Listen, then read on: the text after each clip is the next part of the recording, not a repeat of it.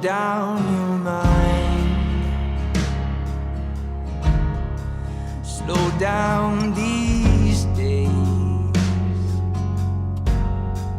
slow down these moments. I'm slipping away.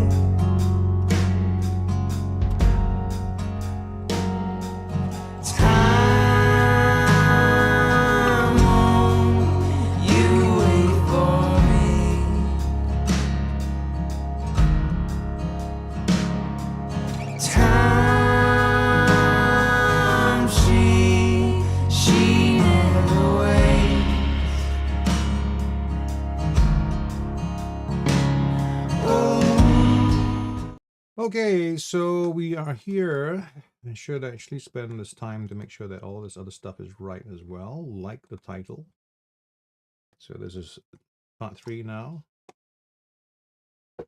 I was kind of rushing on because I was trying to maybe catch this trade. Thought it was going to be pushing down, and it maybe hasn't done that. So this is interesting to me.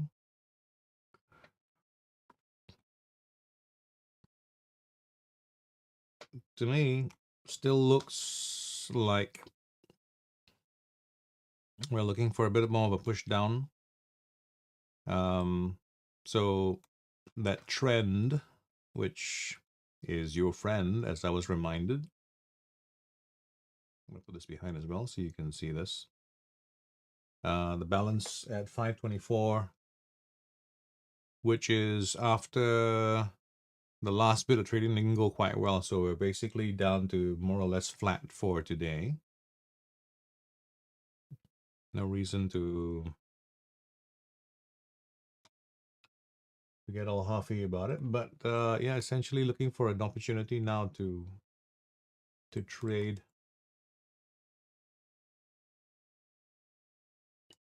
a sell, looking for a good position to sell from. So I'm going to move this line to a more recent level where it has had some significance instead of going all the way back like it was just a while ago. So I don't know whether you can see that on the big screen. Actually, you can't, so I'm going to bring it down a little bit. Yeah. So that's in reference to the price earlier today. Now, what has happened just a little bit in here right now, it's just a little small thing that's happened there, is that the price has actually broken down lower than the low of the day. So this is, I'm going to say, not insignificant. And that is a good...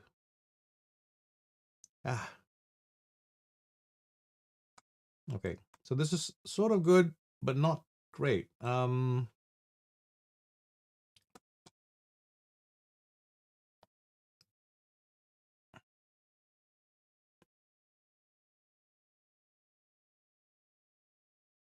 There's a sort of a breakout that's happening. It's confirmed, gone back, pulled back, and that sort of stuff as well. So it's gonna go. There you go. All right. If it comes back just a little bit, still can do it. Otherwise, come on.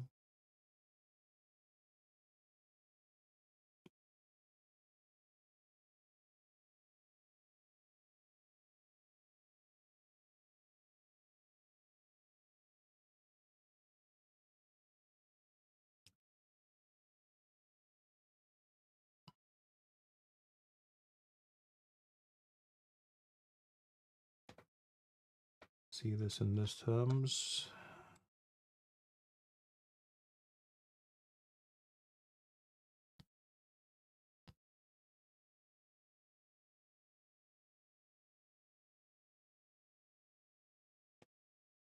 Okay. Man, it is going. Come on, let's come back a bit. Come back a bit.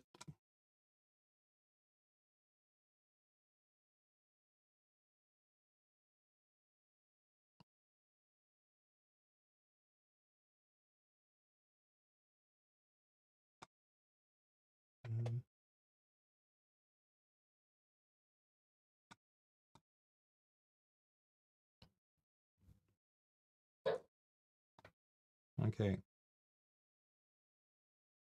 Probably could be a bit foolhardy trying to come in here and grab that trade on the way back, but really small risk as well. So $9, if I'm wrong, with a pretty okay chance to get down to here. Only because of the way the market has gone up, been rejected at the top there and come down again, and then had a lower low here. This is what it looks like on the 1 minute the 1 minute chart. So this pattern here like that, this up here, right, and then this lower low, lower high, I beg your pardon, and that pushing down. So for me, that overall structure is looking at like a good sell. It's something I saw earlier as well, and I wanted to get in, but just sometimes the timing of it is you get a little bit delayed on the way in, and then the trade moves away. And once the trade moves away, the premium is increasing as well. And so to chase that, or to put that, to try and put a trade on with the same position, means you are ending up paying a significant premium, and your risk becomes larger with the trade. So this is me probably getting a little bit too early on this, because I was, anxious that it wouldn't come back. It did come back a little bit, but it may come back even more. And if it does come back even more, I might add a little bit more to the position as well, because it's still within, like I said, the trade that I'm looking for is a sell after it came back and did a pullback. So here is where it did a pullback, and then it did a lower low, which is a nice nice formation if you're looking for a sell. Goodness.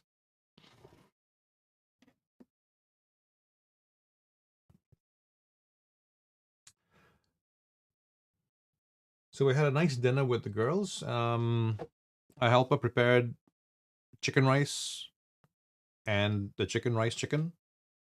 You know what I mean? So chicken rice is usually with all that nice sesame oil and stuff that goes along with that.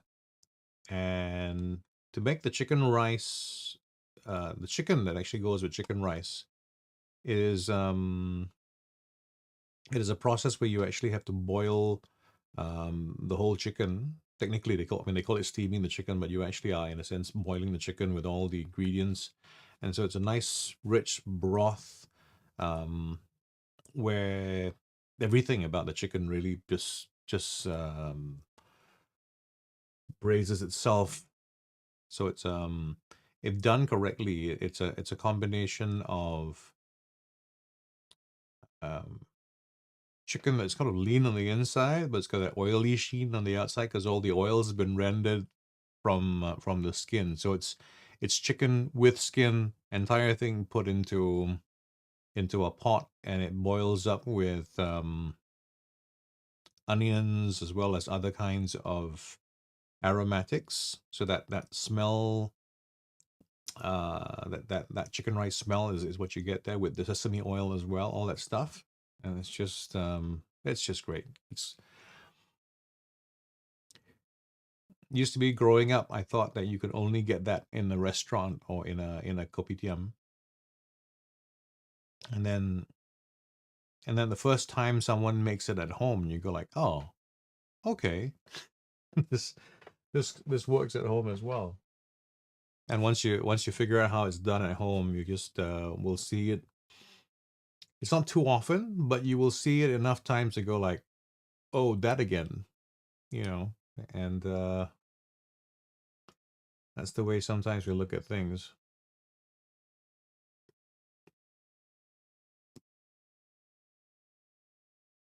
I'm not sure if there's been any kind of food that you've come across where you used to think that it was only something you could find in a restaurant, or was a specialty food, and then one day your mom or somebody else was preparing the meals for you, came up and said, oh, this is what we can do. It's XYZ, right? So it's kind of a restaurant food that happens in your house. It's a bit of a miracle when it happens.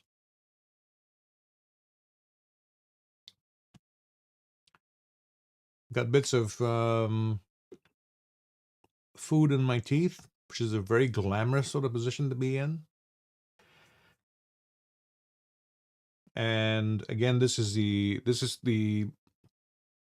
accountability channel for myself. So this is me making notes for myself about what I've been doing so far today. And so far, what's happened is earlier today, I was up by $25 because I picked the right spot in the market to get in. And then I had another trade open to try and see where it would run. And instead of taking whatever profit was on the table with me, it came back against that trade. And ultimately, what it meant is that I gave back to the market what I had taken from it earlier in the day. And yeah, so we're actually about down. We're actually down now $10 from where we were after that particular exchange. So that's 524.26. I've just realized that in my, again, not that I do any of these things with any great purpose. Just trying to get some variance into the color of the chart. I have inadvertently created a Rastafarian progress chart, at least in terms of color. It seems to be has a little bit of that going. A little Rasta. It looks a little bit maybe Mexican as well. This could be um the colors that go. Yeah, I think it looks definitely festive. I'll fix the colors um and make it look a bit better so that it's more respectable, I guess, for people to be seen with this chart. But yeah, just to restate what the plan is for this particular channel, it is to get to $1 million. I feel I should do that, but yeah, getting to $1 million from $100, and based on a strategy that I have been taught by my mentor in terms of trading, and it's something which I know is possible because I've seen them do it in terms of how they apply the strategy. And what I am doing is pushing it a little bit harder to get to the $1 million mark. Um, it's not been completely plain sailing up to this point because I've had to battle with myself about some of the things that I have to figure out myself. And what I think is going to be good about this is that as I'm growing it, and because I'm doing it in public, I am going to have to codify some of the growth that I've had to take on to be able to stay on track, right? Because what I've been doing so far has been I've been pushing accounts and getting them growing very quickly, very fast. That's true. The reckless kind of trading that I am prone to do because I'm in a hurry. And then that recklessness actually is what will take the account all the way down because I am trying to win back some of those losses as they happen in reckless mode. So,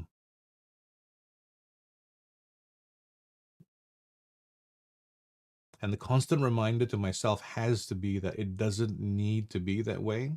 It really isn't something that is required for that kind of performance.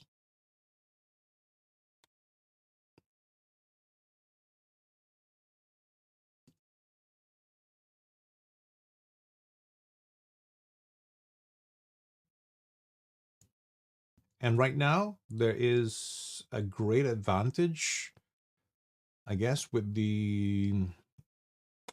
what's happening in terms of the chart as well. That means, like the balance at $524. I'm going to see how far ahead of the game we actually are currently. So 1.1. let's see, to the power of, okay, 1.1 to the power of 15 days. Oh, this is times 1.1, 1.1, 16 days. Oh, okay. So currently our balance is exceeding the pace for 16 days, 17 days of trading at the pace that needs to be met to reach the goal of 1.1. So we are ahead of the game by a week's worth, more than a week's worth of trading days, as in like so the number would be after 17 days on a pace to making $1 billion, I should be at $505. Right now I'm at $524, and it is while we're still in day 7. So in terms of the advantage that I have on the goal, right, I am ahead by quite a few days. So that's something that I need to hang on to and also be grateful for. The reason is I need to know that I can be behind by quite a bit more. I can actually lose some more money. I can even lose an extra $10, $15 right now.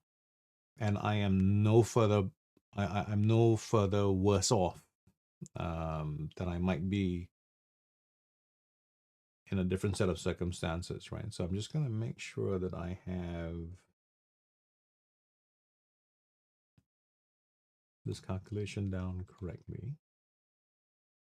So 1.1 to the power of 17. So 17 days. It's supposed to be $505. So that is, yeah. So it's supposed to be seven. We're at the equivalent of a 17-day mark in terms of balance.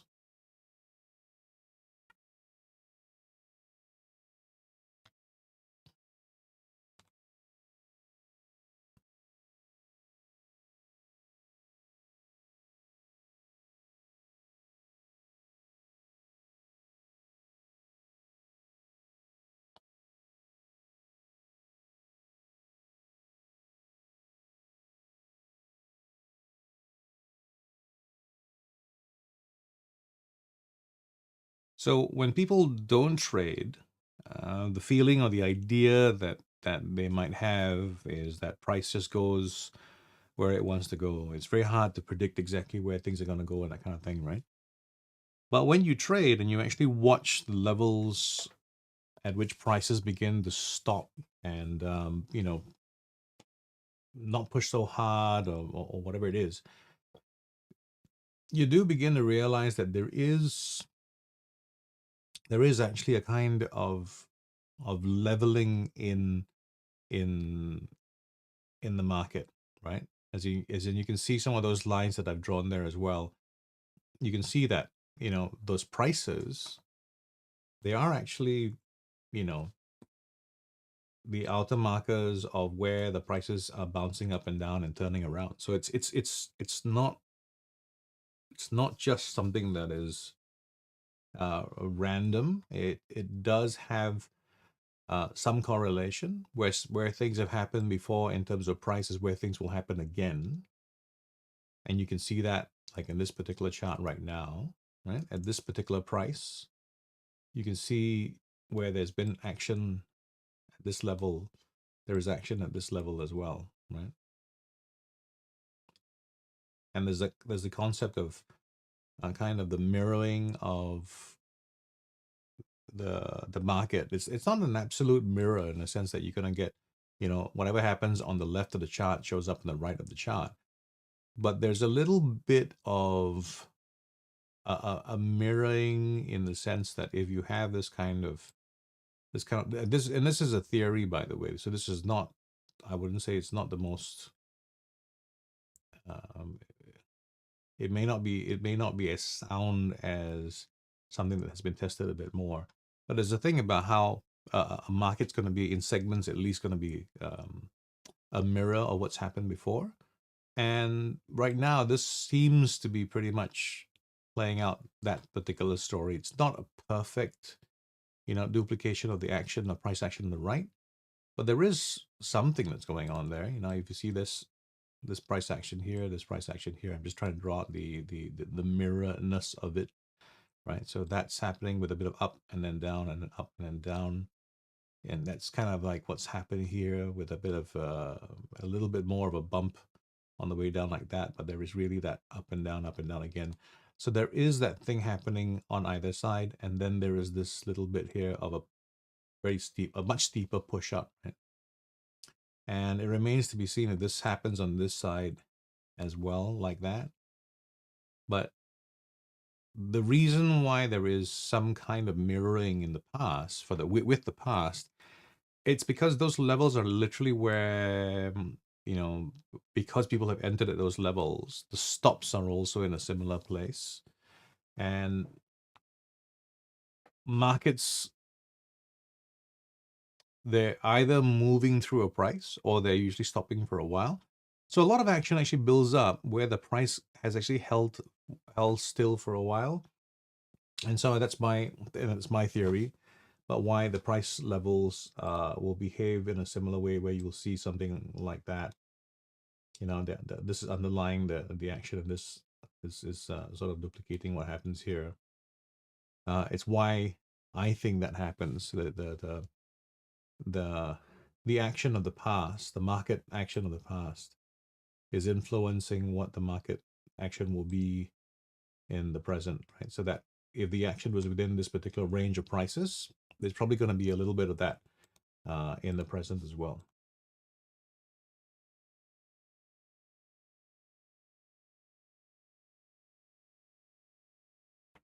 And it does make complete sense, right? If you think about how people are going to place their stops or where they're going to protect their positions from, they also going to look at the past and see where the price has been, because that is relevant to how they make a choice, right? They go like, oh, this is the way it happened before, so at around the same place is going to feel like a right place for things to happen.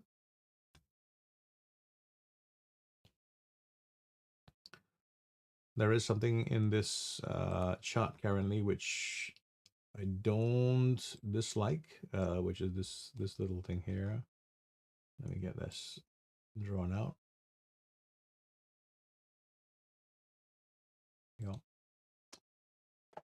That's actually a level that's formed with the turning around of the 15-minute chart, right?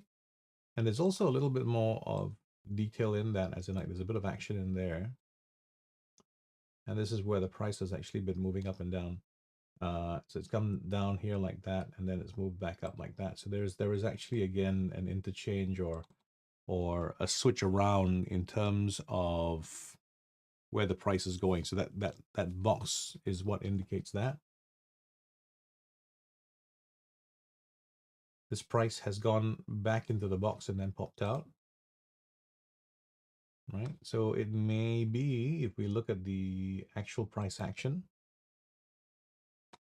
might be an opportunity to get a sell in on this particular trend as well, because before all of this is where the market already has had its chance to say its thing, right?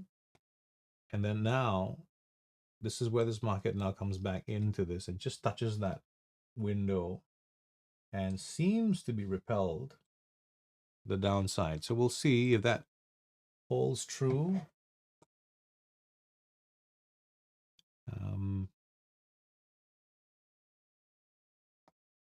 Probably needs to look a little bit more robust than that to be seen as a strong push down.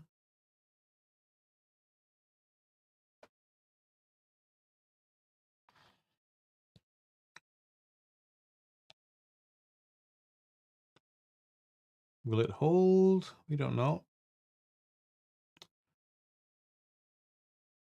Question now is whether I want to be in the business of minimizing the losses even more. So if I were to bring this in and even try to reduce the stop loss, it could become a meaningless answer in the sense that it could be a 230 stop loss. But the question for me is whether or not I would actually have a probable trade, right? Whether or not if the price comes back up and pushes up against what the level is, do I still get a trade that can put some runs on the board, right?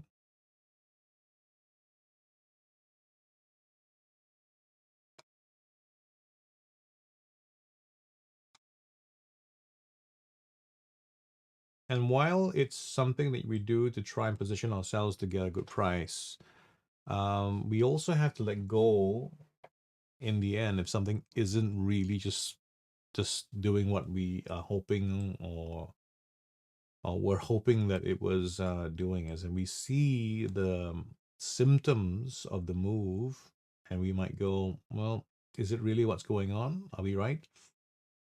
Maybe we're wrong, right? So right now, what we can see is on this, you can see the chart is actually coming back to a place where the market has been. This is the price currently, and this is where the price, this line is actually the line where the price currently is. And if you can see where the price is actually coming up to right now is actually a point of inflection in the past. Okay, all that happening there. So it makes us curious about what's going to happen there, right? It makes us go, all right, let's see what's the market going to do. So let's just put that in there like that. I'm going to put a mark right on that level just to see what the price action will be in real time. You know, how will it react? Is it on the way down? Is it still pushing down hard? Is it holding its own value as well? Right? And if that's the case, then maybe I shouldn't be trying to sell against it. These are all questions that are completely legitimate, and you know how we decide to stack up the odds for ourselves is how our trades eventually will mature, right?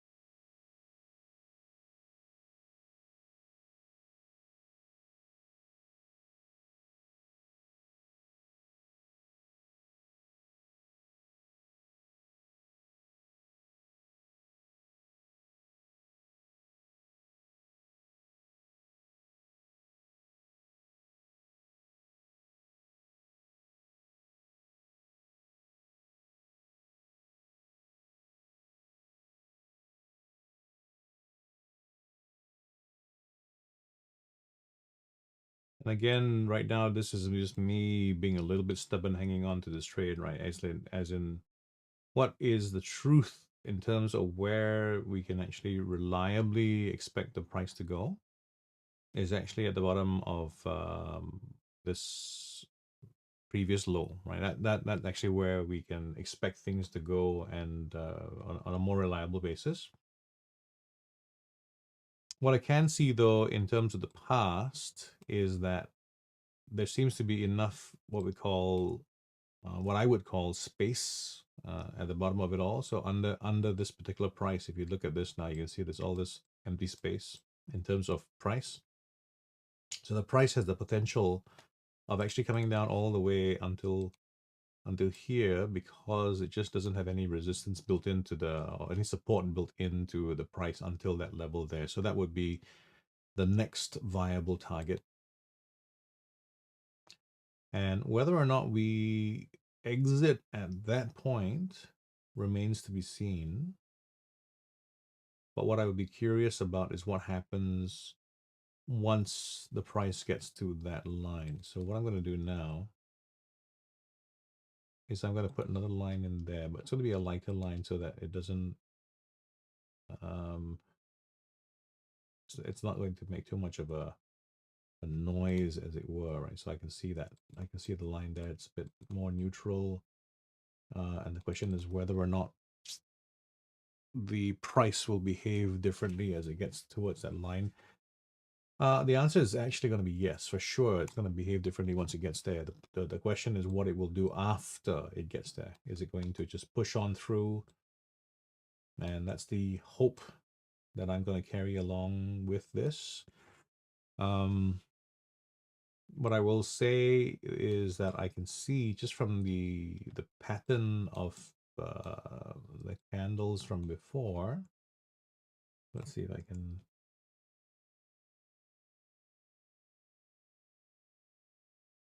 No, I can't quite show that on the same screen. So let's put it in the 15s.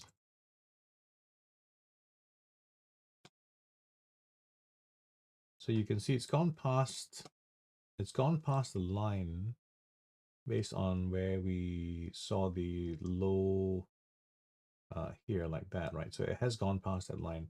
And like I said, there's all this space that can be run over quite easily. That first so this first step here at this level is certainly something that I think is very viable, right?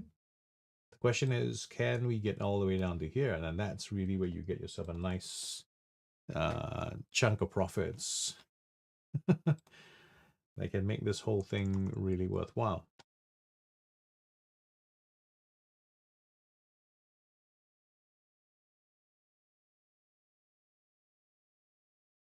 On the M15, new candle has formed to the downside, so seems to be still pushing down. I don't think it's going to push all the way down because it needs to breathe, right? So what I should be doing, I believe, is to try to consider this number as a means of getting out. What I'm going to do is watch the price as it comes down to that line and see whether or not it bounces or it goes through. Now, like I said, the chances are is that it'll bounce on this because it needs to breathe. It needs to take profits, and then when it takes profits, the price is going to rebound and push up a little bit. That's just the way it's probably going to happen. What I'm doing now is I'm leaving the trade open so that as the price approaches that line, we can get a better sense of what the price mechanism around that line is, right? It may well be there's enough gravity for it to just slice right through and get to the next level, which would be very good for us. And it might well be that it does not do that, right? It might just bounce up. And if it bounces up, it may just take out the stop. And currently the stop is at a very, very, very small loss. So what I might be doing as we go into the weekend is it's a long time from the weekend actually, so maybe I should talk about the weekend. Just realized I was sort of beginning to dream, which is dreaming not in terms of fantasy of, oh my goodness, I'm doing so well in this, but just being sleepy and tired because I had a very early start this morning where I got ready to leave the house by some, and I know this is terrible for anybody else who has a full-time job and leaves the house earlier. But no, for us, we have a pretty comfortable life in terms of being able to wake up whenever we feel like we need to wake up. And usually it's about 9:30, but this morning I had to wake up early enough so that I was able to prepare myself, have breakfast and everything, and leave the house to get to the appointment by 10 o'clock this morning. I know it's a terrible life, but yeah, that combined with the fact that I slept at about 4 o'clock last night, that is the problem. That's where I end up with sometimes not enough sleep. Let's see whether this is going to be an exit. This is the problem with this, the conundrum, right? As the price comes down, and if I take the price and then the price bounces or goes right through, I'm just going to be so upset, right? Um, let's see, this is going to happen or not. Come on, okay. I'm going to get out here, bank a little bit of money. Let's see whether the price comes back up. I think it's going to come up a little bit. And if it does not, it's just basically, it's out to get me. 3592.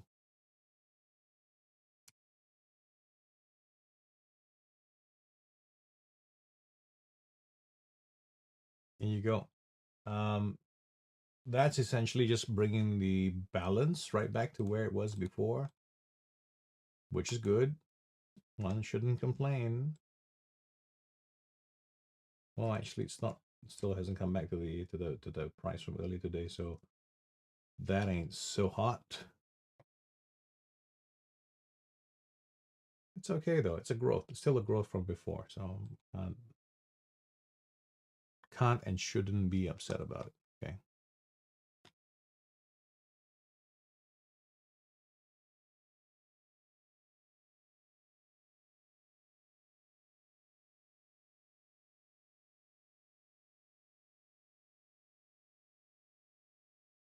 So we got ejected. I mean, not get ejected. It went down all the way to the line as predicted. And now the question is, will it stay on that line? I think it will not. I think it's going to come back up again before it reloads, so to speak, and builds up its the energy in the wave and then comes down. So I think this is what's going to happen here.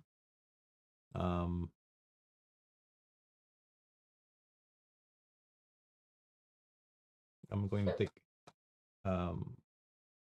I'm going to take a trade from further in like this simply because it looks like this is what the trend is currently supporting and what's happening in this little trend right now, right? So, and because I had made a little bit of money from the last trade, I'm a bit more emboldened in terms of what I will take at that particular point,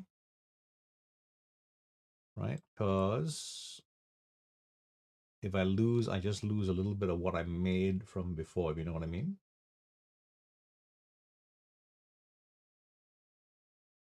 Let me see, is this okay?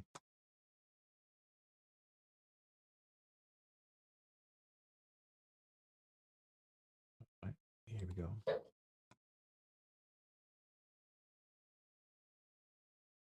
Two trades right from the edge like that. There is nobody who's looking at this and saying, I'm so proud of you. But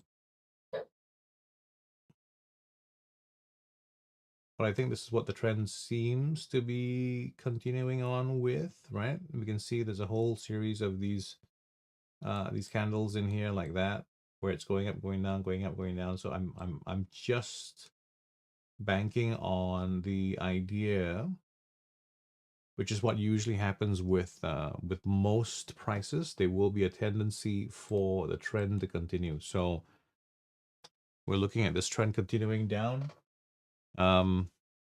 Seems to be able to hold its own in the space.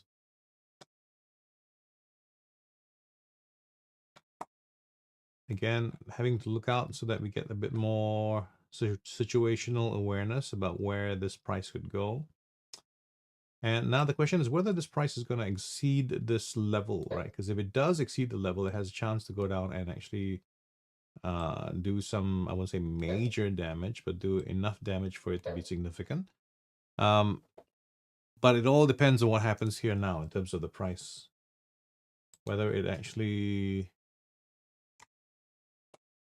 finds its new low or turns around and starts heading up again.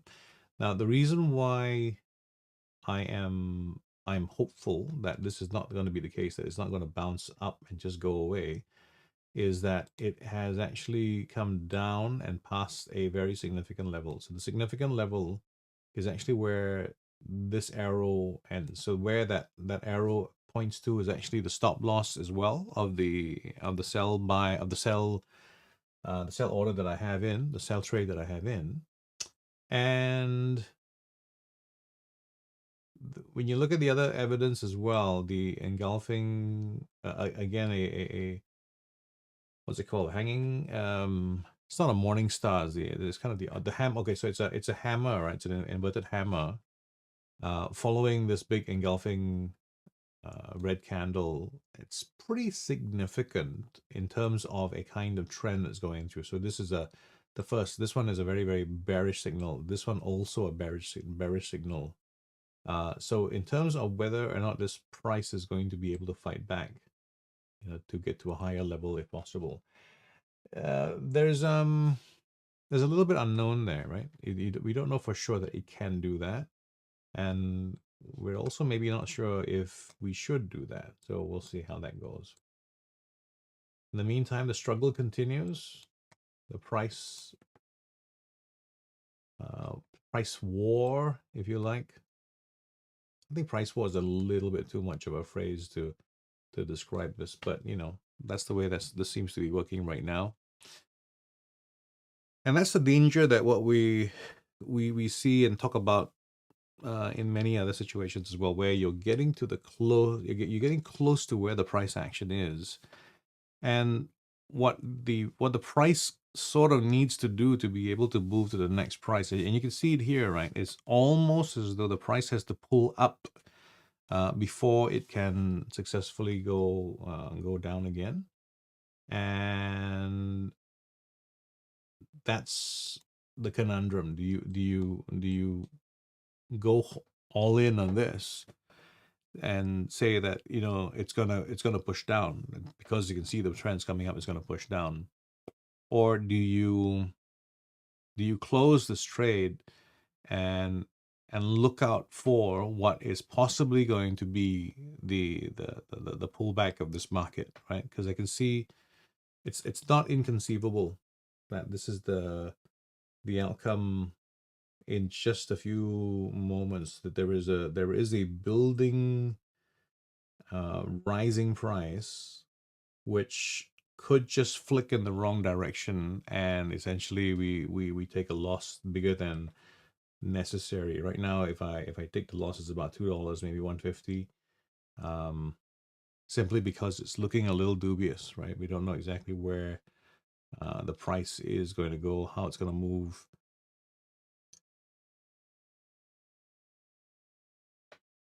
I swear, it's always like someone's listening to what I'm saying, right? But now again, pushing a little bit down, but not really going all the way. I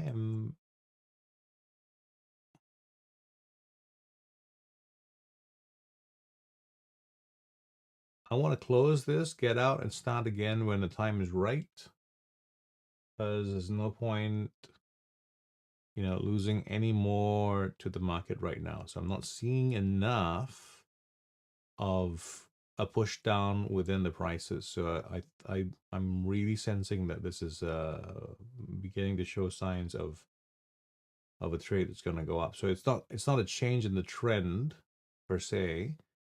It's just a retracement. It's just the market coming back a little bit in the opposite direction before it is going to be able to move down in the opposite way.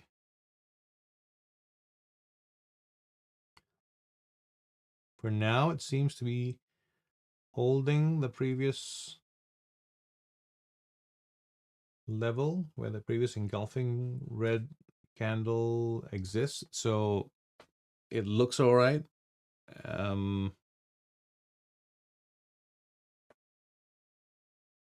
Not really looking all right, actually. And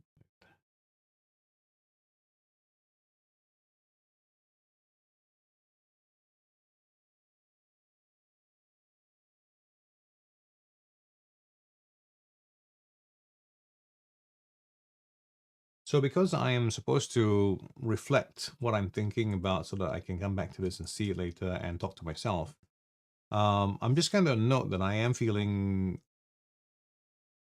more anxious than I think I should, because this amount is really very little. It's not, again, not significant, but it goes so deep that I don't want to lose. And that is really, really something that is, it's a constant theme when it comes to trading. I've noticed I'm always trying to figure out how not to lose, and all this is while I can see, the patterns are, to me, they're quite clear. You can always see where things are kind of headed, and at the same time there's a sense that, you know what, I could maybe possibly, not get wiped out by this particular set of movements or price movements or what have you, right? I can see that the price is also kind of splitting up, which means that there's a little bit of a battle of a price happening at this level. So what's going to be tantalizing right now, I don't know whether you saw that, but basically where between the bid and the ask, the gap became wider, and that usually happens in and around prices where there is something about to happen, where legitimately there's been a little bit more of a fight in the price. And the question now is whether it stays at this price or it comes down. And the answer, of course, is it goes up, takes me out of the position, and it brings our total back down again to a less than glorious 55283. Here we go.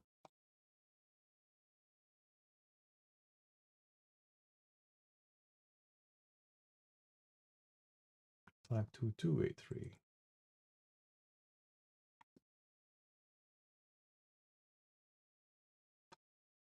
Okay.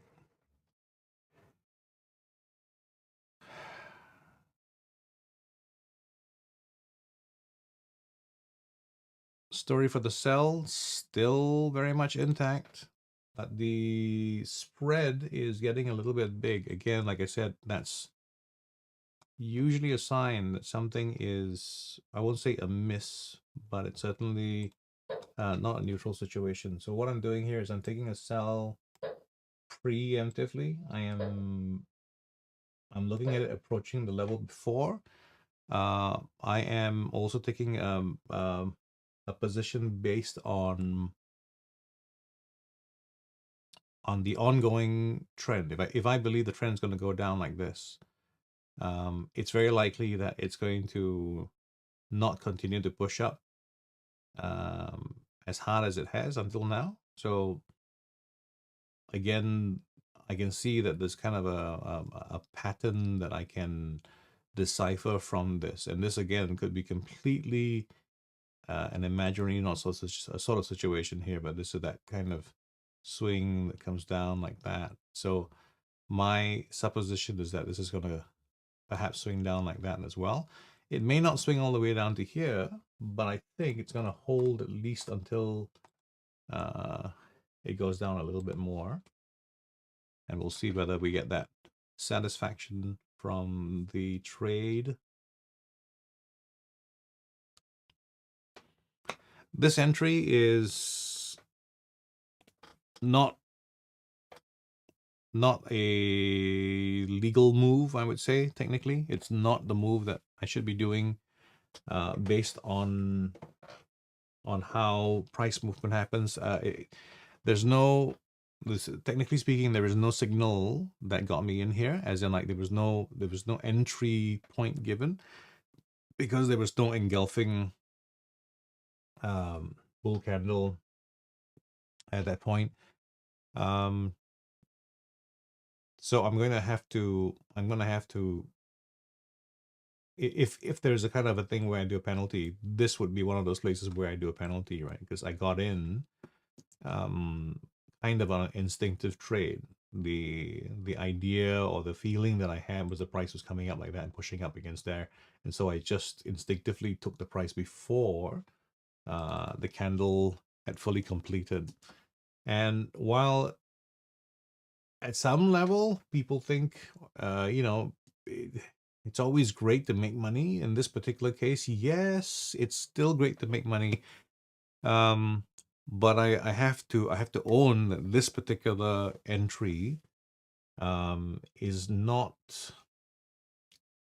based on having a candle fully close, right? It's just based on where the trade and where the price had been previously, and so it's a reasonable guess as to where that price was going to turn, and as it turned out, that was where I got it.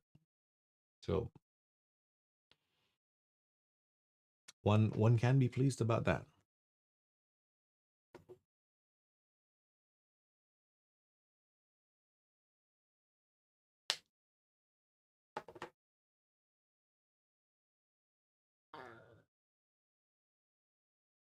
So currently there is not much else that is happening that should give rise to me taking another position. Um, it's there's no reason to, right? So I should just chill, sit on my hands as one is supposed to do.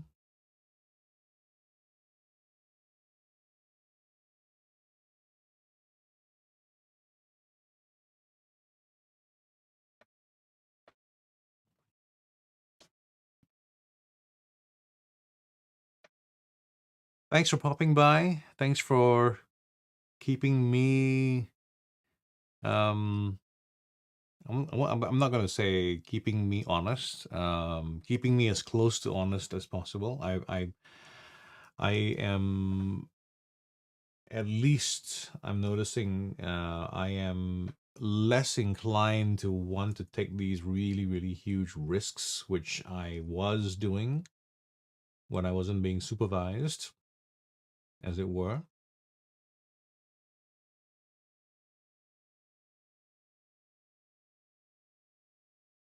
Ooh, yes. I've forgotten all about that. Yes, news at 10 p.m. So I think we should just take some money off the table again, just put it back in the bank, right?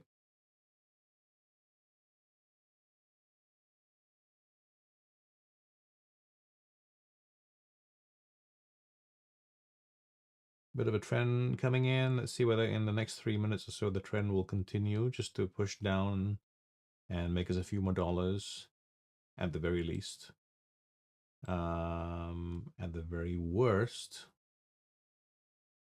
and we don't always have to consult the very worst, um, we will still have a very, very slim profit from the day. Could be about $1.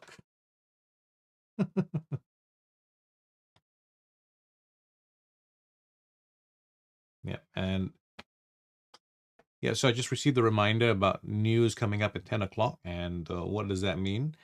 Well, the news is going to be Fed Chairman Powell speaking probably about interest rates, whether or not there's going to be any change in interest rates. And I know there's a lot of pressure. There's a lot of pressure on him from you know who to change the interest rates, to make life seem better for Americans. Now, the thing is, it can be better for Americans as you ease you ease the interest rates, and I think what that really does is it creates a lower price for capital, and what it means is more businesses are going to borrow some more money, because when the price of borrowing goes down, you're actually exposed to far less risk as you are doing a transaction. And so there's going to be a little bit more money. If the interest rates go down, it's going to be a bit more money that's going into the economy. And that's in some ways good for the economy, because, when money is in the economy, things spin around more. There is more velocity of money, and basically business. It happens because it's cheaper to borrow the money to spend the money, right? So more people are gonna make swimming pools. More people might buy a car, whatever it is, just because it's slightly less expensive to get the money to do something like that. The downside is going to be where you are facing, or probably going to face, um, inflation, right? Because when more money chases the same number of goods, or when there's more money just chasing after goods in general, what happens then is the relative value of money may go down a bit. So there's that. That's the impact of inflation that you really have to be aware of as the flip side of what happens. It's not the flip side, sorry. It is actually what happens when you reduce the interest rates at a national level. So your if your Federal Reserve, your federal bank changes the interest rates to very low, or even worse, like zero, for instance, right? Well, then what happens is you get a very, very strong boost in the direction of inflation. So not a great thing, right? That's the thing that you don't want to have to deal with as a country. Um, the thing about this is that as the interest rates come down, though, that moment when that happens, as a consumer, it actually feels quite good. So the issue is, if you're a grown up in the room, so to speak, and you're trying to do the best thing for the economy, just make sure that it is behaving, that choices being made are responsible and all that kind of stuff. It really isn't something you want to just let go of. This is the interest rates I'm talking about. So just getting out there, because that is just dicking around. It's really, really coming down to the last few minutes before the news, and I think we're just going to sit around and see what's going on. In terms of what looks like a trend that's building up, to me, this is looking like it's on the way up. But again, because the news is coming up, there is just no way to talk about how big everything is going to be once the news comes out. So we must be just interested to see what happens.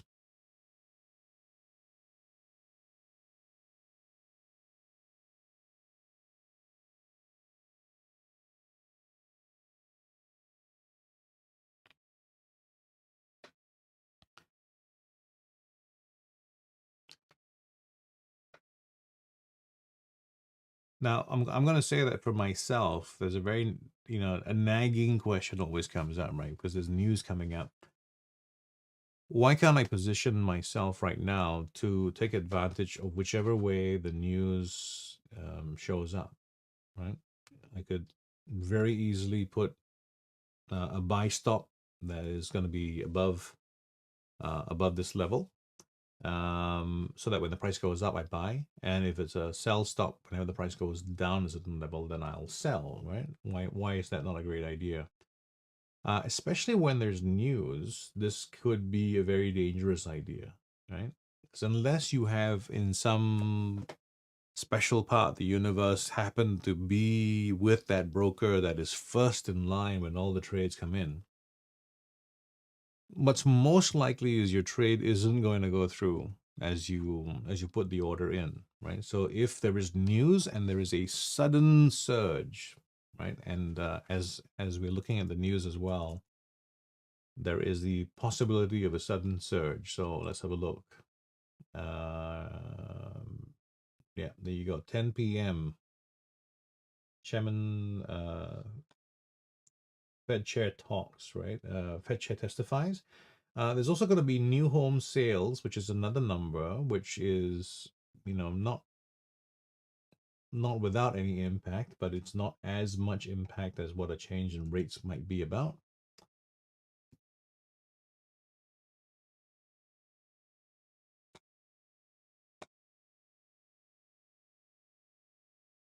What I can do is perhaps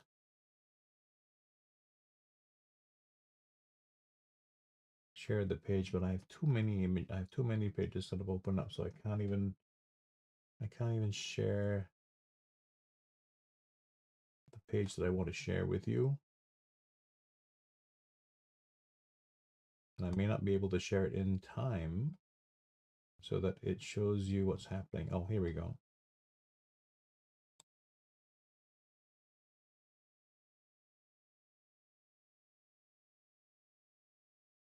Okay. Oh, never mind. Here we go. This is the moment the news is being released. One of the pieces of news, and that is, of course, the new home sales. New home sales. The number has come out red. That means bad news for US dollar. And that means it should mean a spike for gold, but this has not caused a spike for gold. So we're waiting to see what the news will be with the Fed chairman. It's times like this that I want to have CNBC, right? I need to have a look and see what they're doing, what they're saying right now. I don't know if YouTube is streaming CNBC live. It might.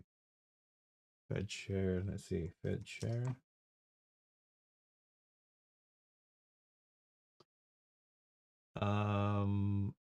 Yep, it is live right now. Question is 90 plus stock markets worldwide, plus selected ETFs and options around the clock from your mobile device. Not sure where to start with options? Ask options. Original OPEC era. I think that is actually in question now because, the oil industry in the U.S.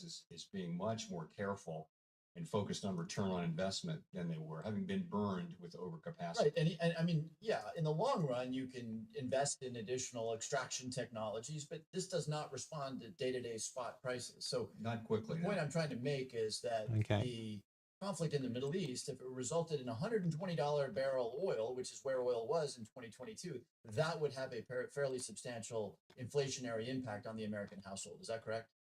We would certainly feel that, and as we discussed earlier, there's a lot of lore around looking through oil price Okay. shocks, but that depends on the facts and circumstances. What, as a technical matter, we tend to refer to CPI, which is a basket of goods, and we measure the price Okay. changes.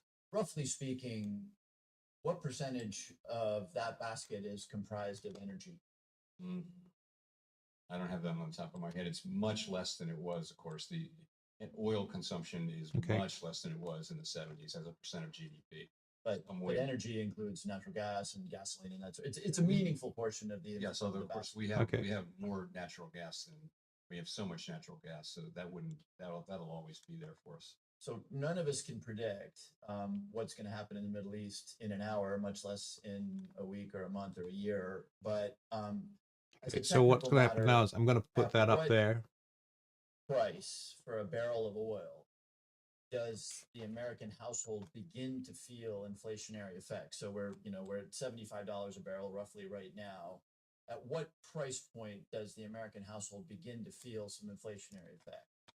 I don't want to throw out a number. I think we're frankly, it's too early to say that something like that's going to happen, and I know that, but I wouldn't want to throw out a specific number. If prices went up materially, people would feel that. Okay. Again, I think if I look at the data here, So WTI per barrel. no real news coming up, having discussion to and fro, and that's not making going to be much of a difference in terms of the price. The price hasn't really spooked in any particular way yet. I think it's going to come up to some of that information. Well, let's just say there's a big price spike in that range. So, we would look at that and we would ask ourselves, look at the overall situation. We would ask ourselves, should we react to that? So, for example, during what we call the Arab Spring back in the early teens, oil prices went up a lot, and that went into the price. 32% increase from the original $1.9 billion price tag at a time when the Fed hasn't turned a profit since 2022. We can all agree that updating aging infrastructure is a legitimate need. But when senior citizens can barely afford Formica countertops, it sends the wrong message to spend public money on luxury upgrades that feel more like they belong in the Palace of Versailles than a public institution. At the same time, the Fed's role as an independent, apolitical institution is being questioned. The central bank joined a global organization to green the financial system under the leadership of President Biden, and only to exit it as soon as President Trump took off. Okay, so what's happening right now is the live testimony. Fed Chair Powell is testifying on the monetary policy, and this is considered to be a major news event because he could speak about certain aspects like what's going to happen with the interest rates. Steps on capital, and I look forward to seeing what comes from the board's meetings today on revisions to supplementary leverage ratio standards. But more work needs to be done to ensure capital rules don't choke off access to credit. Okay, so what we're going to do now, I'm going to move. That's why I want to understand. I'm going to move the. I'm going to move that out of the way like that so we can see the price action. Governor Bowen has been a consistent voice for transparency, accountability, and just a plain old-fashioned sanity. I expect her to lead on reform at the Fed, and I expect you as chairman to afford her the same stature as her predecessors. I look forward to hearing from you in testimony. Ranking Member Warren, you are now recognized. Thank you very much, Mr. Chairman. When he ran for president, Donald Trump repeatedly promised to lower costs on day one. Those were his words. But since Trump became president, families have been more financially stressed than ever. Since January, consumer sentiment has plummeted. Since January, household debt and delinquencies continue to climb. Since January, workers' worries over layoffs have climbed. Since January, businesses big and small have been paralyzed by uncertainty, and they have hit the brakes on investments and hiring. The cause of these problems has been the chaos caused by one person, President Trump. Chaotic trade policies, massive So I'm a little bit healthcare. I'm gonna say bored by all the stuff right now. So no real news happening in the market, and that's what I think is showing up in the market as well. There's no new news, right? Nothing that is changing the outlook for the market. So no excuse for the market to do any particular move.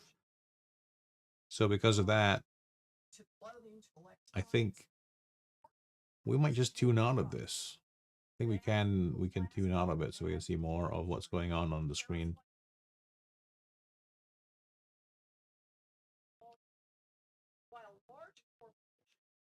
So you might still be able to hear bits and pieces of what's going on in terms of the news because it's coming out on my headphones, which is right next to the chair, but it's probably way back in the background. So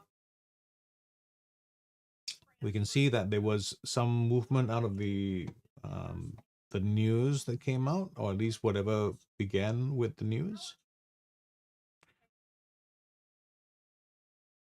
I missed the part where I think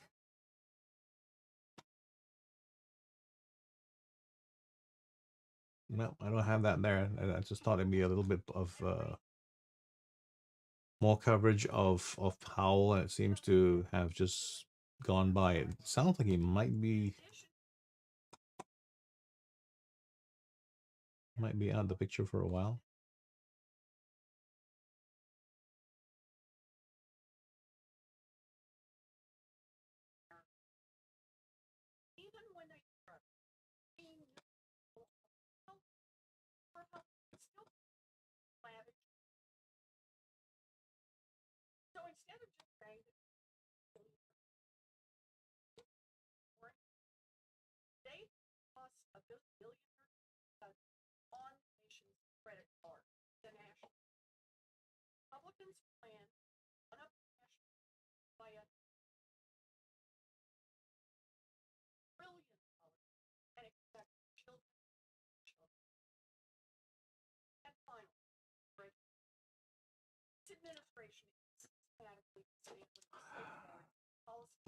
So again, without any real news, it's hard to see. I'm not looking to trade the news, by the way. So this is one just to be sure about this. I am not waiting for the news to tell me which way to look for the market, so that I'm going to do a certain thing that the market's going to do. I'm actually going to see what the market's going to do, as in what it actually is reacting, or how it's reacting. Is it going to paint a new high? Is it going to paint is it going to be respecting the the resistance level, so that it bounces back and stays within the range? That's what I'm curious about right now.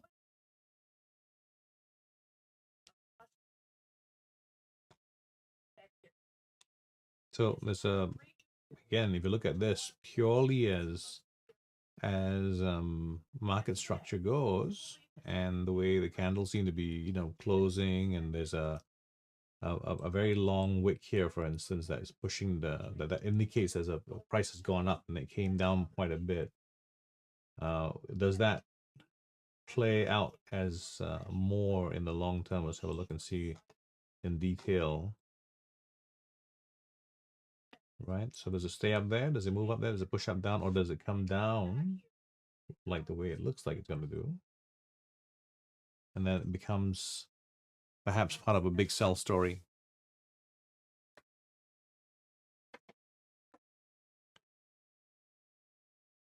It's always about the market looking for an excuse to move in a certain direction, and that's the one thing that really surprises people who think the market is all about the news and the individual things that make a difference.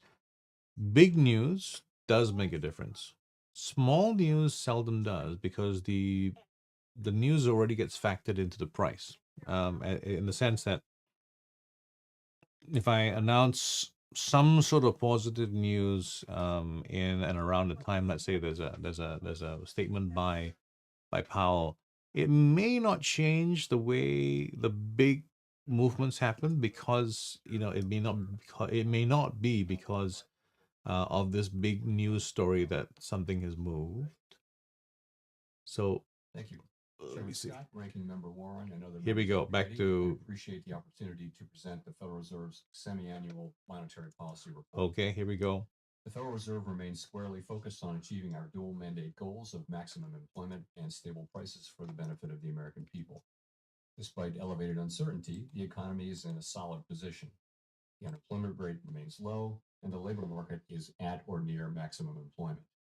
Inflation has come down a great deal, but has been running somewhat above our 2% longer run objective, and we are attentive to the risks to both sides of our dual mandate. I will review the current economic situation before turning to monetary policy. Incoming data suggests that the economy remains solid. Following growth of 2.5% last year, GDP was reported to have edged down in the first quarter, reflecting swings in net exports that were driven by businesses bringing in imports ahead of potential tariffs. This unusual swing has complicated GDP measurement. Private domestic final purchases, or PDFP, which excludes net exports, inventory investment, and government spending, grew at a solid 2.5% rate. Within PDFP, growth of consumer spending moderated, while investment in equipment and intangibles rebounded from weakness in the fourth quarter. Surveys of households and businesses, however, report a decline in sentiment over recent months and elevated uncertainty about the economic outlook, largely reflecting trade policy concerns. It remains to be seen how these developments might affect future spending and investment. In the labor market, conditions have remained solid. Payroll job gains averaged a moderate 124,000 per month in the first 5 months of the year. The unemployment rate at 4.2% in May remains low and has stayed in a narrow range for the past year. Wage growth has continued to moderate while still outpacing inflation. Overall, a wide set of indicators suggests that conditions in the labor market are broadly in balance and consistent with maximum employment. The labor market is not a source of significant inflationary pressures. The strong labor market conditions in recent years have helped narrow long-standing disparities in employment and earnings across demographic groups. Inflation has eased significantly from its highs in mid-2022, but remains somewhat elevated relative to our 2% longer run goal. Estimates based on the Consumer Price Index and other data indicate that total PCE in prices rose 2.3% over the 12 months ending in May, and that, excluding the volatile food and energy categories, core PCE prices rose 2.6%. Near-term measures of inflation expectations have moved up over recent months, as reflected in both market and survey-based measures. Respondents to surveys of consumers, businesses, and professional forecasters point to tariffs as a driving factor. Beyond the next year or so, however, most measures of longer-term expectations remain consistent with our 2% inflation goal. Our monetary policy actions are guided by our dual mandate to promote maximum employment and stable prices for the American people. With the labor market at or near maximum employment and inflation remaining somewhat elevated, the Federal Open Market Committee has maintained the target range for the federal funds rate at 4.25% to 4.5% since the beginning of the year. We have also continued to reduce our holdings of Treasury and agency mortgage-backed securities, and beginning in April, further slowed the pace of this decline to facilitate a smooth transition to ample reserve balances. We will continue to determine the appropriate stance of monetary policy based on the incoming data, the evolving outlook, and the balance of risks. Policy changes continue to evolve, and their effects on the economy remain uncertain. The effects of tariffs will depend, among other things, on their ultimate level. Expectations of that level, and thus of the related economic effects, reached a peak in April and have since declined. Even so, increases in tariffs this year are likely to push up prices and weigh on economic activity. The effects on inflation could be short-lived, reflecting a one-time shift in the price level. It is also possible that the inflationary effects could instead be more persistent. Avoiding that outcome will depend on the size of the tariff effects, on how long it takes for them to pass fully into prices, and ultimately on keeping longer-term inflation expectations well anchored. The FOMC's obligation is to keep longer-term inflation expectations well anchored and to prevent one-time increase in the price level from becoming an ongoing inflation problem. As we act to meet that obligation, we will balance our maximum employment and price stability mandates, keeping in mind that without price stability, we cannot achieve the long periods of strong labor market conditions that benefit all Americans.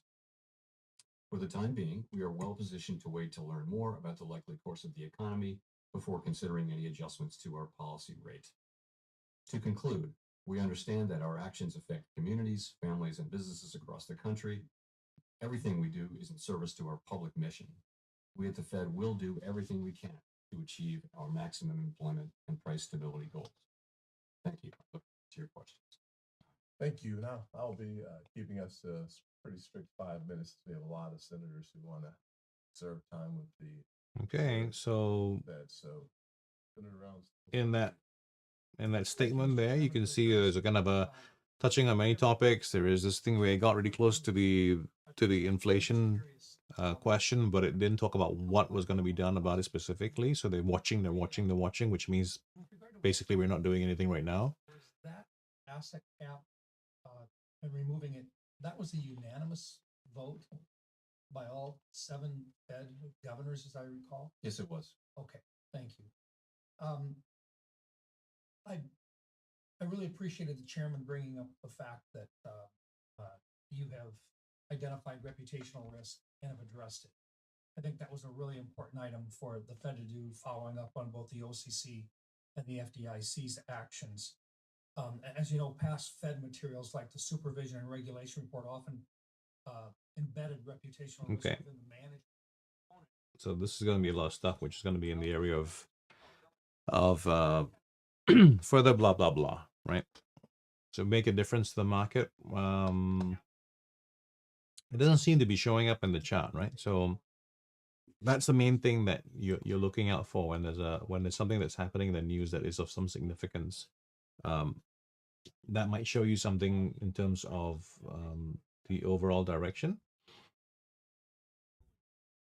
What it seems to be showing us right now is a kind of, like I said, a bit of a range happening in terms of the price wanting to push out in this direction, but it really has not been able to do so, right? So that is actually like a failure for something to do something is actually kind of a signal of a different kind as well, right? So something that really wants to go this way, and then that's pushed back, and really pushed back, now becomes a signal on the opposite side. Now, the reason why we're not going to respond to this particular trade right now, this particular signal, which would normally be for a sell, is that we're still in the middle of the news.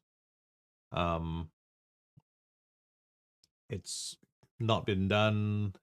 The questions being answered. The payment of interest on reserves has become a central pillar of the Fed's post-crisis monetary policy framework. Since the transition away from the pre-2008 scarcity model, where reserves were tightly managed to influence the federal funds rate, the Fed has relied on an ample reserves regime using administered rates like interest on reserves to maintain control over the short-term rates. As of February 2025, nearly 19% of the $18 trillion in bank assets were effectively loans to the Federal Reserve earning interest. Given this structural shift, how feasible would it be for the Fed to return to a scarcity-based framework where reserves earn little or no interest? And if interest on reserves were eliminated, what would be the impact that would have on the Fed's ability to unwind its balance sheet and manage policy rates? So we're in an ample reserve framework now, and Okay. that's a good thing. That's it. I'm not getting anything. For me, I'm not getting anything from this, so I can't do very much with it.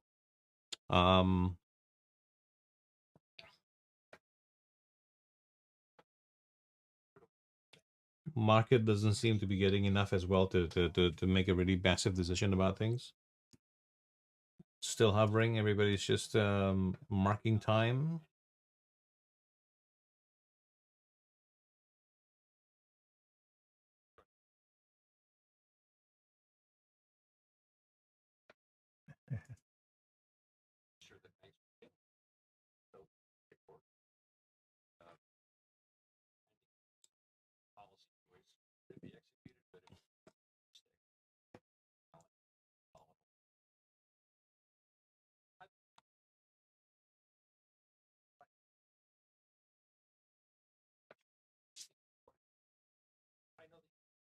It's so interesting to watch what happens on the chat right next to one of these live things, because you get all kinds of people saying all kinds of things about the market, buying gold, selling gold, taking profits at this number, that number, whatever it is. And it's just so bizarre. It's just like, it makes a difference at all what anybody else is saying. All we can see right now is what the market is telling us, right? And what it's been doing in terms of the history as well. So what it has done in the last few minutes is that it has come up here and spent the last 15, 20 minutes bouncing around, not being convicted in terms of which way it's going to go, which direction it's going to go. It actually has been going up, trying up, testing, and then pushing down. Except like here where you see there's probably going to be a little bit more of a push and stay up like that. Is it going to do that and keep doing it? Well, it's hard to say.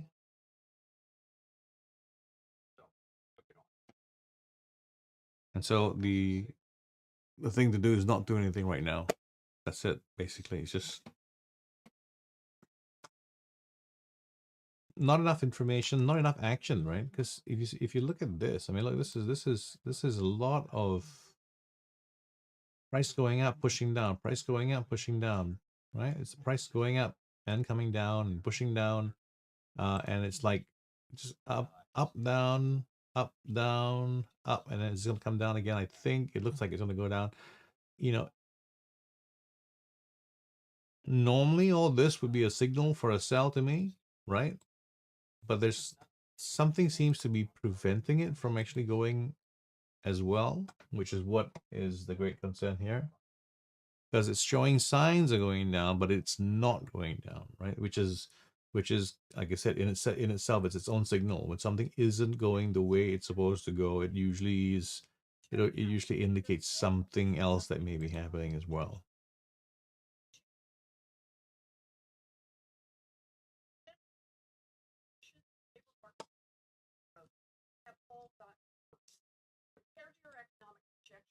Okay. Latest numbers show the Fed is now projecting higher inflation. 5% in December now, 1% higher unemployment. So again, another 5-minute chart just about to come to the end. And again, it still really hasn't shown you any really decisive action. It has shown you a little bit less of a climb in terms of the levels. The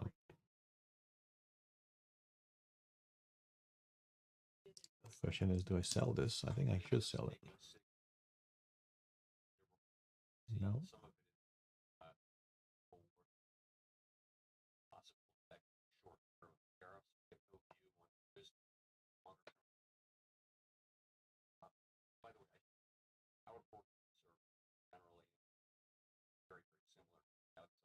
I understand that. I'm just you as told. I know it. But you mentioned tariffs as one.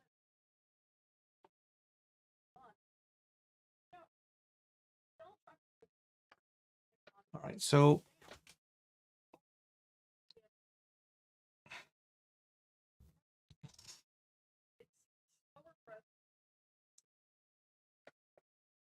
let's see whether this is actually potentially a continuation of a trend like this, because it's coming up, it's pushing up, and it's not able to breach that previous level. And if it doesn't breach the previous level, I'd say it has signs of a continuation of a downtrend.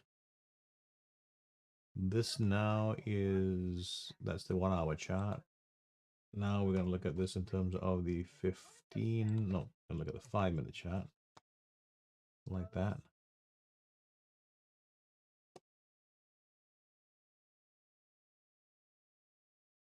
Okay, I am going to do this. I am going to take a 15. Should it be $15? It should be a little bit more.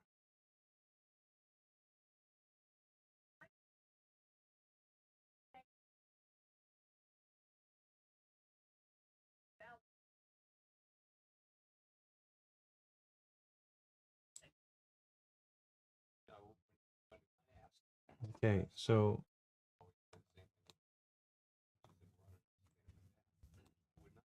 here is a challenge.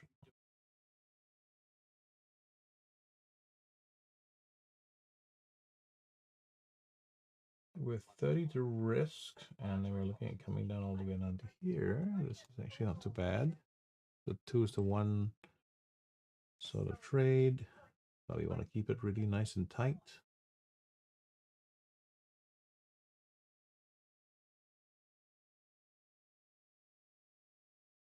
That if I will offset the debt that but if there aren't that you're simply running debt.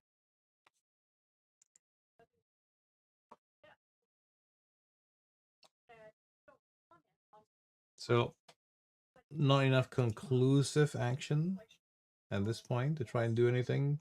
The news doesn't seem to have inspired the market to do anything particularly, and because it is coming up to about 10:30, and I am not very hopeful that I can find something happening just in the next few minutes, I think I'm going to round off the day.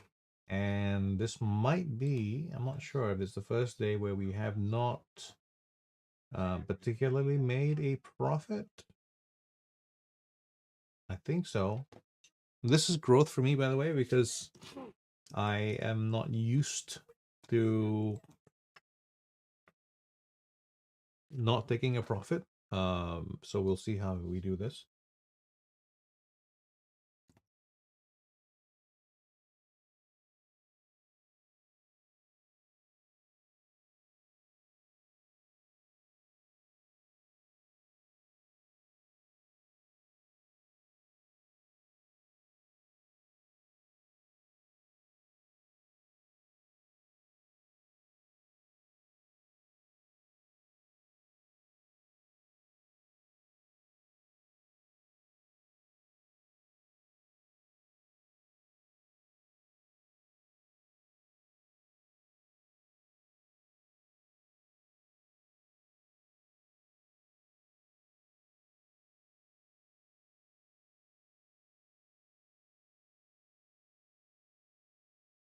Yeah, so there doesn't seem to be any kind of place where I can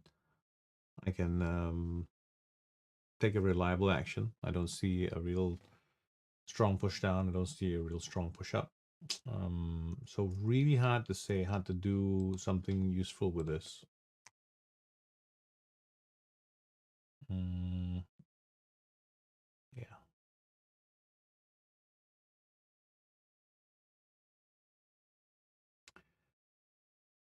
All right, so I think that's it. This is the end of the evening. I don't have a particularly good move happening right now. I'd say the main news has passed. The market's kind of processed what the news has been as well. So no real change in the market structure and where it's going, which direction it wants to push, and all that. The way it's been essentially been put out here. Let me see. Tonight, well, it has not really changed the news, not really changed the structure very much. So we can see, I think we can rely on what structure is doing, and then we might be able to trade off of that. So the trend, the big picture trend, is still actually down, although there is a push up currently in progress. That's my my call on the market currently, and this is going to be a wild stab at the market. Let me see if this is going to be something that's going to be regrettable if I do it.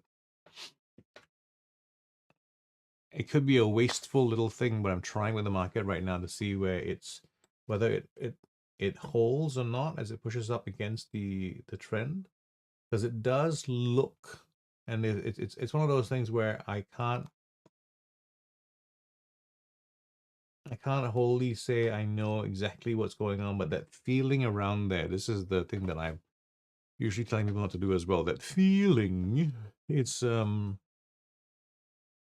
the most reliable way to try and enter a trade, but sometimes when you are there and you can just see that there is a potential, because that line is the current line where the price is where there's a whole bunch of price history, and you can go like, okay, so that is actually a significant line. Will it hold? And of course, if it does hold, then it can be a source of some really good profits as well. So it's coming up to that line right now. It is up against the line. It's pushing out. The question is now whether or not there is enough in this market for it to go somewhere with it. This is usually a place where there's been a bit of a reckoning as well. You see that this price here, right? That has come. This price has actually gone a bit higher than that already. The question is whether or not it is now established as an uptrend, and you'd have good reason to think so as well, right? So this is going up higher as well. This is pushed through above the previous high, so that is again a sign of an uptrend. If this comes down and does come all the way and break this previous low and then begins to go and do that, we could be very well on our way on a buy, because that is the market just doing its thing, pulling back, pushing forward, pulling back, pushing forward.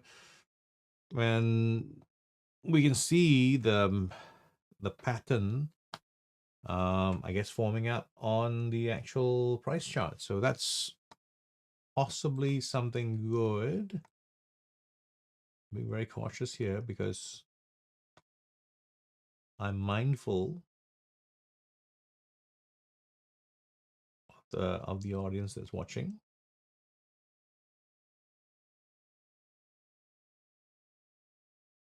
Right? Not necessarily me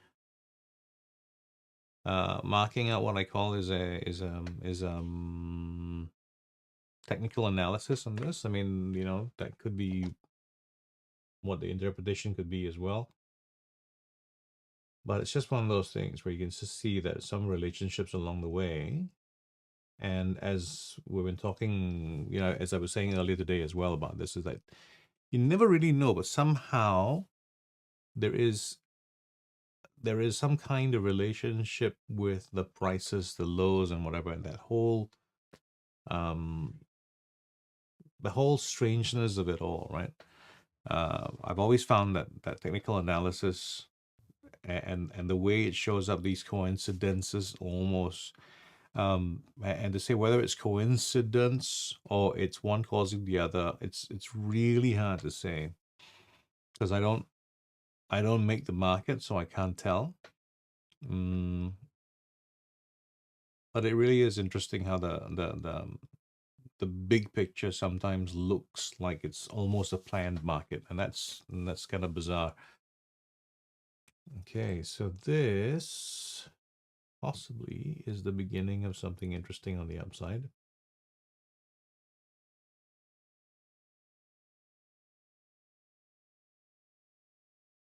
Let me see.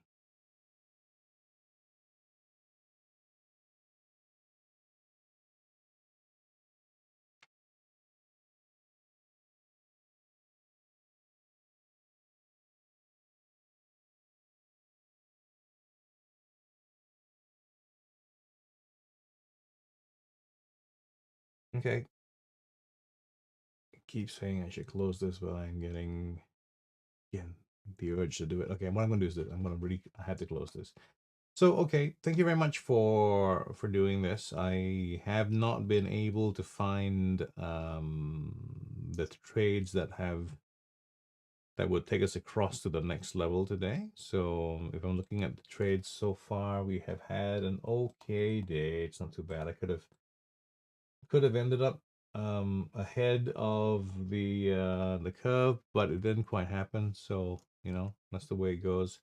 I am going to have to make sure that I just going to show you the chart here right now. So this is the price. This is actually the balances that we've had. So if you look at that, you see too many. You're actually seeing too many details because it's being shown too big. That might help. There you go. So in terms of numbers, there's this chart. Oh, hang on. There's one more unfortunate number to add on to that, which is further proof that it has not gone too well. So it's 53260. We're back to that again. So 525, 525.60. Yeah, there you go. Not tremendous, not horrible, and it's again definitely not the end of the world, and definitely not the kind of stuff that makes for a big set of news. As you can see, last few sessions, everything has more or less remained flat, and actually we are a little bit down from the start of today, but I'm gonna have to get used to that. So I'm gonna just say, I'm gonna close the trade tonight and bid you a very fond adieu.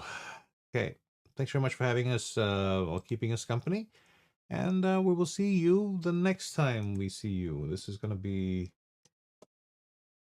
I won't even pretend I know exactly when it's going to be, but it's going to be the next time I feel like I'm going to be opening a trade. So if I have some time for it, I'll do it.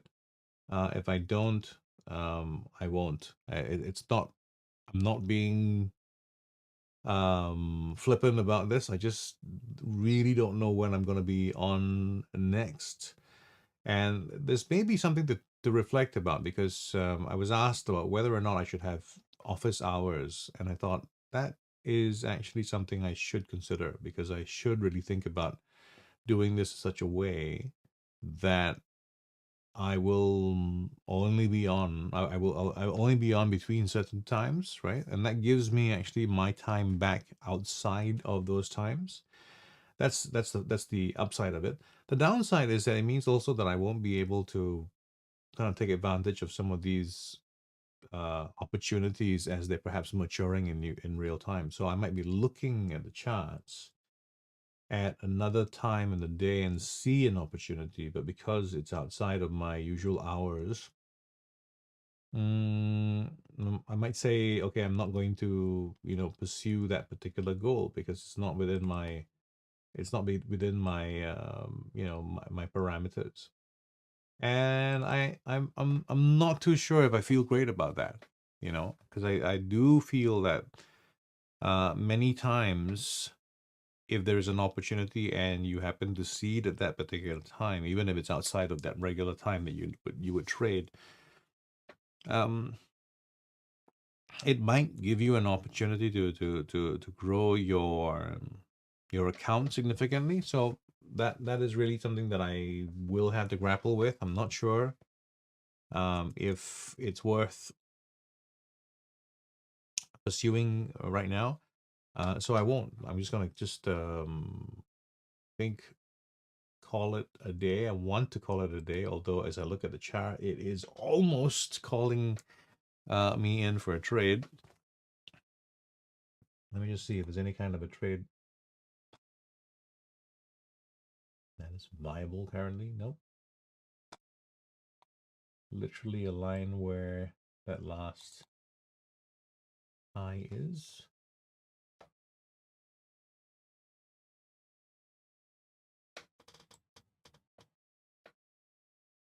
Strong push up, then a strong push down.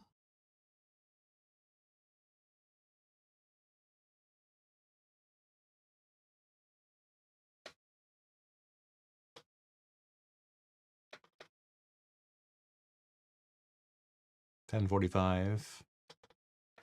Time to, yeah.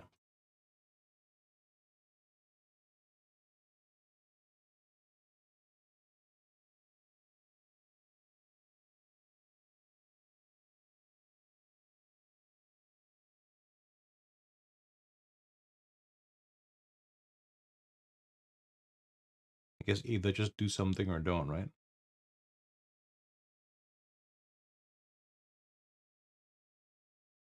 Where I am on this right now is in terms of where this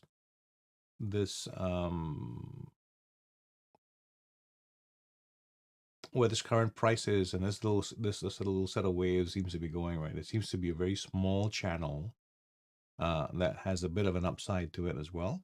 And I was kind of hoping to see the market would pull back to about 33.20, just close enough to grab hold of just what looks like a price that wants to pop forward and upwards, right? And trying to catch it when it's all on the low side there, that's the tricky bit. And not getting caught in this thing of like, okay, I missed out on it, so I have to chase it, right? That chasing is actually where the trouble is when you're in. It's not always where the trouble is, but it's one of the places where the trouble is when you're trying to hang on to a trade.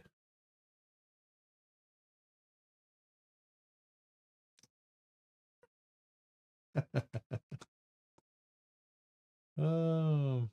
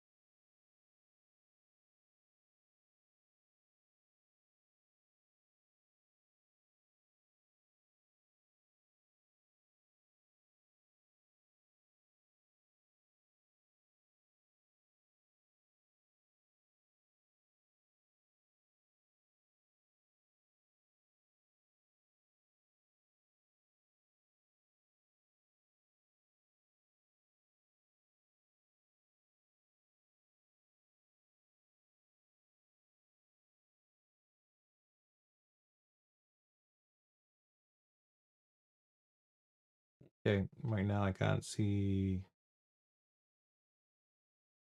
really any opportunities that I think I can take advantage of. So yeah, just call it a night, get some rest.